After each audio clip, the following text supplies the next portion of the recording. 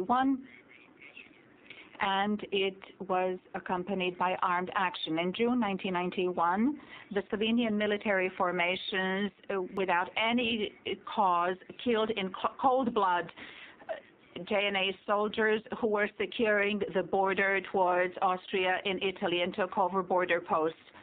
From the point of view of the UN Charter, from the point of view of general legal principles recognized by civilized nations, this is a classical example of an armed rebellion against a state. Therefore, the state is duty-bound to take all necessary measures in order to restore law and order. We know that when acting on orders given by the federal Prime Minister Ante Marković, the commander of the Fifth Army, a Slovenian General Konrad Kolšek, informed the government of Slovenia that the Yugoslav People's Army will regain control over the border and that this task would be carried out. The Slovenian leadership, instead of making it possible to carry these decisions out peacefully, these decisions taken by the federal authorities, said that they are taking this challenge and that they would resort to force in order to oppose it, and that's what they did. Their paramilitary forces, which then included 36,000 persons illegally armed, were used by Slovenia to launch an armed offensive. All of them knew full well that the Yugoslav army, educated in the spirit of brotherhood and unity, would not shoot at Slovenians who they considered to be their own citizens. So actually the killing of JNA soldiers was a mere premeditated crime. It was no war. Grave war crimes were committed.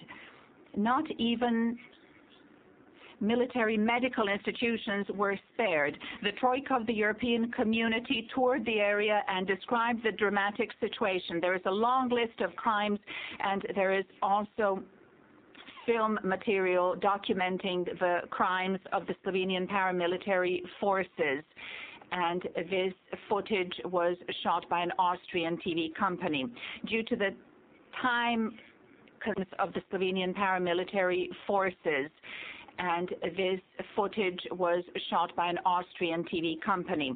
Due to the time constraints that you've imposed upon me, I do not have the possibility of playing these tapes now.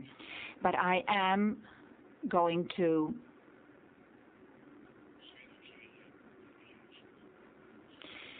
call certain witnesses and show them then. On the 10th of July 1991, the European Parliament passed a resolution condemning not the rebels, not the secessionists, but the legal force, the Yugoslav People's Army. An inversion was carried out between the victim and the executioner. And in this way, the European community and the United States fueled the war.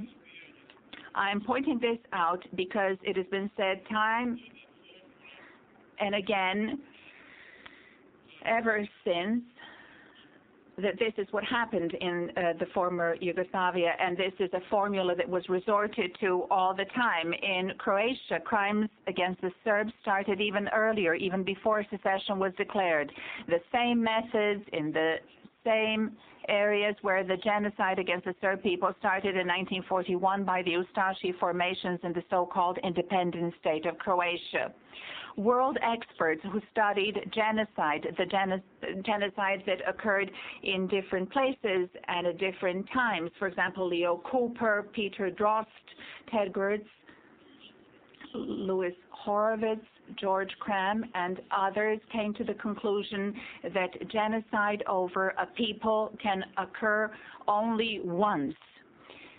Any further attempt would turn into civil war, and this thesis was confirmed in Croatia. The genocide over the Serbs in Croatia in 1941 started by making lists and calling upon groups and giving, in order to ostensibly give them information. However, they were not given information. The Serbs were killed and sent off to concentration camps.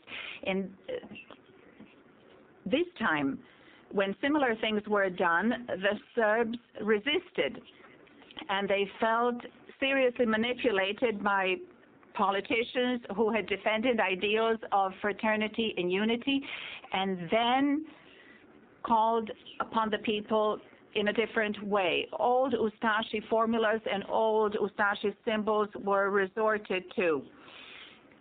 Laws were passed along the fast track, and the Serbs lost their status of a constituent people. Without the army isolated in barracks, the Serbs in Krajina were prepared to die, but they were not to submit themselves yet to another genocide. A long time before the secession of 1991 in Croatia, armed groups functioned there. The so-called voluntary People's Protection Forces, Zebra, Black Wolves, the Wolves from Vukovar, etc. In Zagreb on the 28th of May, a military parade was organized a month before secession, where arms were shown, arms that particularly came from Germany.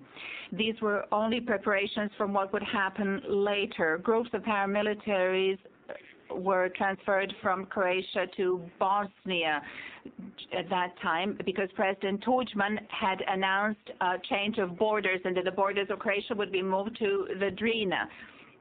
In July 1991, the armed paramilitaries in Croatia started a frontal war. From the 20th of July until the 4th of August, there were 75 attacks against the JNA.